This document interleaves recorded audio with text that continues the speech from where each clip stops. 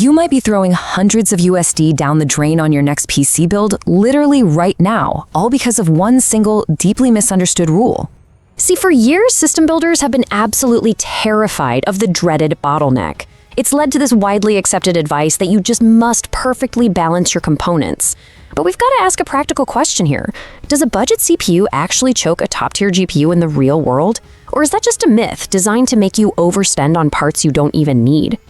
Section 1. The PC bottleneck myth. Confronting the community assumption.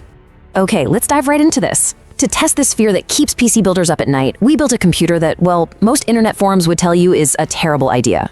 We're pairing an entry-level, budget-friendly processor, the Intel Core i5-12400F, with an absolute beast of a graphics card, the brand new top-tier RTX 5070 Ti. It's a radical mismatch designed specifically to find the breaking point. But before we look at the numbers, let's break down exactly what we're hunting for with radical simplicity. A bottleneck is basically a performance ceiling. It happens when a slower component restricts the maximum output of a faster component in your system. You know, it's the weakest link in your hardware chain. The absolute easiest way to visualize this? Imagine your incredibly powerful graphics card as a sports car, just begging to hit 200 miles per hour. But your processor, your CPU, picture a stick figure construction worker desperately trying to lay the road ahead of that car. If that stick figure can't build the road fast enough, the sports car has no choice but to slam on the brakes. Section 2. The ultimate mismatch experiment. Pushing hardware to the breaking point.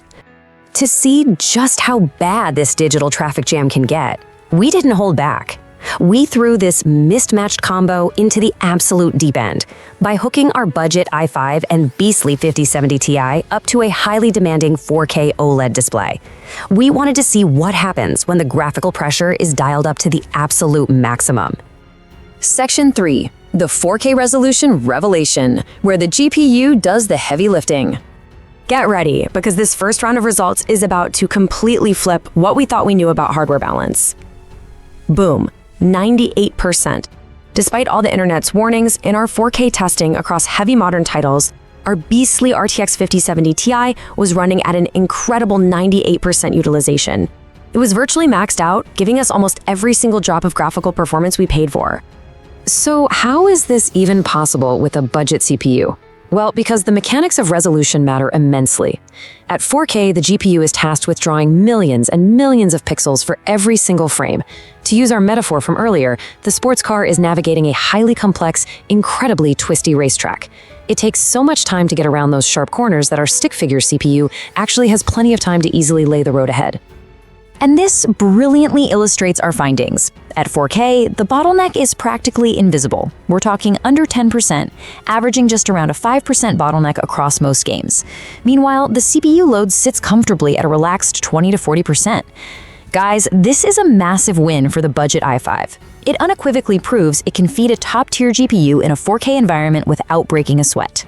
Section 4. The 1080p plot twist, when the pressure shifts. Now, we've seen what happens under heavy graphics load, but let's transition to the narrative climax here. What happens when we drop the resolution? Lowering the resolution to 1080p essentially takes our twisty, complicated track and turns it into a wide-open drag strip. The GPU can now draw those smaller frames like lightning, but that instantly slams all the pressure right back onto the CPU. Our poor stick figure now has to sprint frantically just to provide instructions fast enough, and well, he's losing his breath. And that leads to a sharp, dramatic drop. 80%.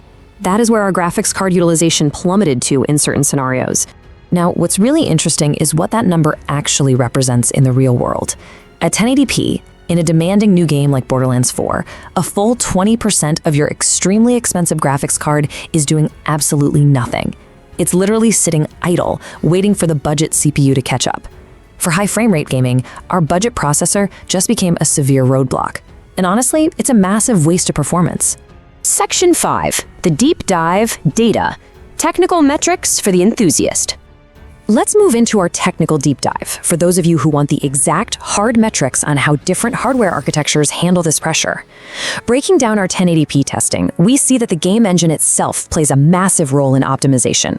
Borderlands 4 craters, leaving the GPU starved at just 80% utilization. But look at Cyberpunk 2077, it handles the mismatch a bit better at 90%. And then Black-Myth Wukong is incredibly well optimized, keeping the GPU fed at 95%, even with our budget CPU trying to keep up. This table really drives the physical reality home. At 4K, the GPU is working so intensely it draws a hefty 240 to 270 watts of power, though it impressively stays in the low 60s Celsius thanks to a massive tri-fan cooler. But at 1080p, the power drop plummets to just 160 watts. Why? Because the GPU is quite literally starved for data from the struggling CPU. It's basically taking a digital nap, resulting in significantly lower temperatures and power drop. And here is a crucial piece of the technical puzzle we controlled for: memory.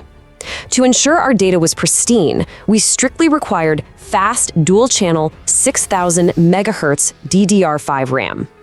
We had to make sure the communication lane between the CPU and GPU was wide open, guaranteeing that memory bandwidth didn't become a hidden bottleneck, skewing our entire experiment. Section 6, the golden hardware rule: how to spend your USD wisely. So the crucial point is how you actually use this data to plan your next system without wasting a single dollar of your hard-earned budget. Here's your actionable, easy-to-follow guide to guaranteeing you spend your USD efficiently. Step 1, choose your monitor resolution before you buy anything else. Step 2, allocate your budget accordingly. If you're playing at 4K, pour your budget into the biggest GPU you can afford. A budget CPU is totally fine there. If you're chasing competitive frame rates at 1080p, well, you must allocate more USD to a high-end CPU. And step 3, validate your build by ensuring your GPU utilization hits that magic 95 to 100% mark in your target games. This perfectly summarizes our entire explainer today. The bottleneck isn't just about your hardware, it's also about the game you're playing and the monitor you're using. System balance is not some absolute rule. It is entirely dictated by the piece of glass sitting on your desk.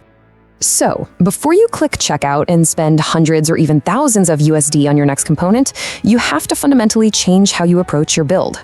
Ask yourself the most important question of all: what screen am I actually going to be playing on?